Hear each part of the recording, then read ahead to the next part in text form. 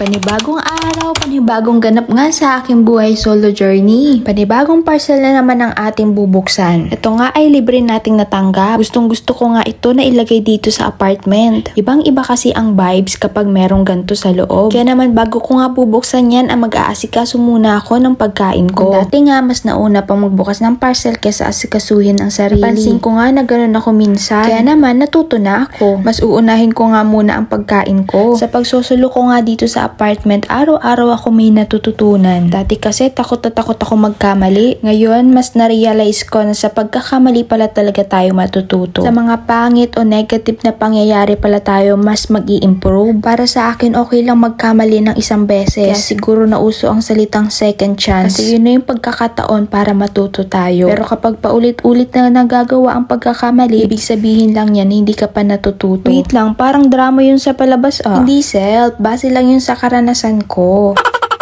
Ito naman si Self kumukontra. Paano kasi masaya kasi ako na meron din natututunan yung mga nakikinig sa atin. Kaya naman itinata ko na sa isip ko, gagawin ko ang way, ang platform kong to para makapagbigay pa ng inspiration at motivation sa buhay. Sa totoo lang kasi ayoko talagang pinag-uusapan kasi ang buhay ng iba. Bakit mo nga naman pag-uusapan ng buhay ng iba kung ang sarili mong buhay ay hindi mo maasikaso? Napakasarap kasing mabuhay nung araw-araw tayong natututo. Hindi natin kailangan magpaka-stress para lang sa problema ng iba na dapat sila ang makatuklas ng sagot sa mga tanong o problema nila. Napakasarap lang bumangon sa umaga na mapayapa ang isip at puso. Alam nyo ba dati lagi ako nagrereklamo kay Lord? Lagi ko kasing tinatanong sa kanya, bakit ganon, bakit ganyan, mabait naman ako, bakit nararanasan ko yung mga gantong bagay? Hanggang sa pinabayaan ako ni Lord na ako mismo ang makatuklas at makasagot sa mga tanong ko sa kanya. Nalaman ko na hindi pala para sa akin yung problemang binigay niya. Na hindi ko pala dapat problemahin ang problema ng iba. Hanggang sa natutunan kong hindi problemahin ang problema ng iba. Hindi naman pala masamang unahin ang sarili. Feeling ko kasi ang selfish ko pag gano'n. Yun pala dun tayo mas mag-i-improve.